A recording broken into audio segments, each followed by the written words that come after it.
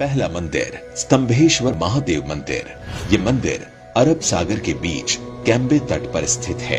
150 साल पहले खोजे गए इस मंदिर का उल्लेख महाशिव पुराण के रुद्र संहिता में मिलता है। इस मंदिर के शिवलिंग का आकार 4 फुट ऊंचा और 2 फुट के व्यास वाला है। स्तंभेश्वर महादेव का ये मंदिर सुबह और शाम दिन में 2 बार पल भर के लिए गायब हो जाता है और कुछ देर के बाद उसी जगह पर वापस भी आ जाता है, जिसका कारण अब अरब सागर में उठाने वाले ज्वार और भाटा को बताया जाता है, जिस कारण श्रद्धालु मंदिर के शिवलिंग का दर्शन तभी कर सकते हैं जब समुद्र की लहरें पूरी तरह शांत हो।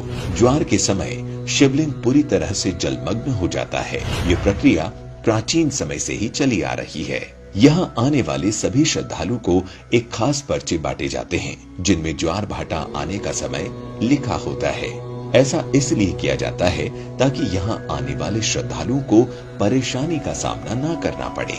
इसके अलावा इस मंदिर से एक पौराणिक कथा भी जुड़ी हुई है। कथा के अनुसार राक्षस तारकासुर ने भगवान शिव की कठोर तपस्या की। एक दिन शिवजी तपस्या से प्रसन्न होकर प्रकट हुए और वरदान मांगने को कहा। उसके बाद वरदान के रूप में तारकासुर ने शिव से मांगा कि उसे सिर्फ शिव जी का पुत्र ही मार सकेगा, और वो भी 6 दिन की आयु का। शिव जी ने ये वरदान तारकासुर को दे दिया और अंतर्ध्यान हो गए। इधर वरदान मिलते ही तारकासुर तीनों लोक में हाहाकार मचाने लगा, जिससे डरकर सभी देवतागण शिव जी के पास गए। देवताओं के आग्रह पर शिव जी ने उसी समय अपनी शक्ति से श्वेत पर्वत कुंड से 6 मस्तक, 4 आंख और 12 हाथ वाले एक पुत्र को उत्पन्न किया, जिसका नाम था कार्तिकेय। जिसके पश्चात कार्तिकेय ने 6 दिन की उम्र में तारकासुर का वध किया। लेकिन जब कार्तिकेय को पता चला कि तारकासुर भगवान शंकर का भक्त था, तो वो काफी व्यथित हो गए। फिर भगवान विष्णु ने कार्तिकेय से कहा, उस स्थान पर एक शिवालय बनवा दे, इससे उनका मन शांत होगा। भगवान कार्तिकेय ने ऐसा ही किया। फिर सभी देवताओं ने मिलकर वहीं सागर संगम तीर्थ पर विश्वनंद स्तंभ की स्थापना की, जिसे आज स्तंभेश्वर तीर्थ के नाम से जाना जाता है। निष्कलंक महादेव। ये मंदिर गुजरात के भावनगर में कोल्याक तट से 3 किलोमीटर अंदर अरब सागर में स्थित है। रोज अरब सागर की लहरें यहाँ के शिवलिंगों का जलाभिषेक करती है। लोग पैदल चलकर ही इस मंदिर में दर्शन करने आते हैं। इसके लिए उन्हें ज्वार उतरने का इंतजार करना पड़ता है। ज्वार के समय सिर्फ मंदिर का खंबा और पताका ही नजर आता है, जिसे देखकर ये अंदाजा भी नहीं लगाया जा सकता कि समुद्र में पानी के नीचे भगवान महादेव का प्राचीन मंदिर भी है। ये मंदिर महाभारत कालीन बताई जाती है। ऐसा माना जाता है कि महाभारत युद्ध में पांडवों ने कौरवों का वध कर युद्ध जीता था, पर युद्ध समाप्ति के बाद पांडवों को ज्ञात हुआ कि उसने अपने ही सगे संबंधियों के हत्या कर महापाप किया है। इस महापाप से छुटकारा पाने के लिए पांडव भगवान श्री कृष्ण के पास गए, जहां श्री कृष्ण ने पांडवों को पाप से मुक्ति के लिए एक कला ध्वजा और एक काली गाय सौंपी और पांडवों को गाय का अनुसरण करने को कहा और कहा कि जब गाय और ध्वजे का रंग काले से सफेद हो जाए तो समझ लेना कि तुम सबको पाप से मुक्ति मिल गई है। साथ ही श्री कृष्ण ने पांडवों से ये भी कहा कि जिस जगह ये चमत्कार होगा वहीं पर तुम भगवान शिव की तपस्या भी करना। पांचों भाई भगवान श्री कृष्ण के कहे अनुसार काली ध्वजा हाथ में लिए काली गाय पीछे पीछे चलने लगे। इसी क्रम में वो सब कई दिनों तक अलग अलग जगहों पर गए, लेकिन गाय और ध्वजा का रंग नहीं बदला। पर जब वो वर्तमान गुजरात में स्थित कोलियाक तट पर पहुंचे तो गाय और ध्वजा का रंग सफेद हो गया। इससे पांचों पांडव भाई बड़े खुश हुए और वहीं पर भगवान शिव का ध्यान करते हुए तपस्या करने लगे।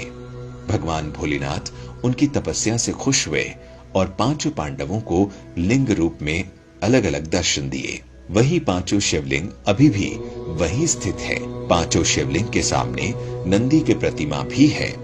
पांचों शिवलिंग एक वर्गाकार चबूतरे पर बने हुए हैं तथा ये कोलियाक समुद्र तट से पूर्व की ओर 3 किलोमीटर अंदर अरब सागर में स्थित है।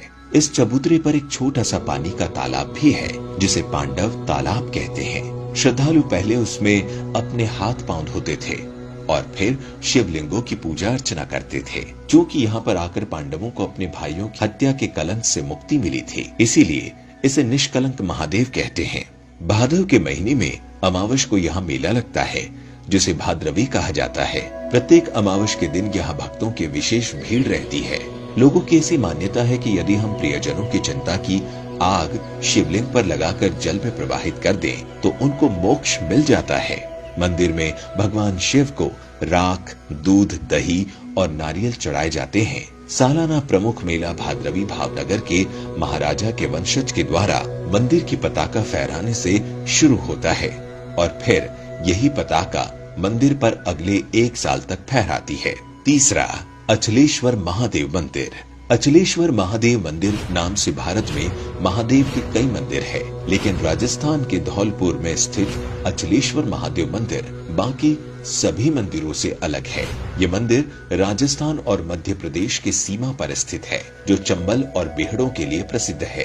भगवान अचलेश्वर महादेव का ये मंदिर इन्हीं दुर्गम बीहड़ों के बीच स्थित है। इस मंदिर का शिवलिंग, जो दिन में 3 बार रंग बदलता है, सुबह में शिवलिंग का रंग लाल होता है, दोपहर में केसरिया और जैसे जैसे शाम होती है शिवलिंग का रंग सांवला हो जाता है। इन रंगों के बदलाव के रहस्य को कोई नहीं जानता। अचलेश्वर महादेव का ये मंदिर भी काफी प्राचीन है, क्योंकि मंदिर का ये इलाका डाकुओं के लिए काफी प्रसिद्ध था, जिस वजह से यहाँ कम श्रद्धालु आते थे। साथ ही यहाँ तक पहुँचने का रास्ता बहुत ही पथरीला और उबड़ खाबड़ था।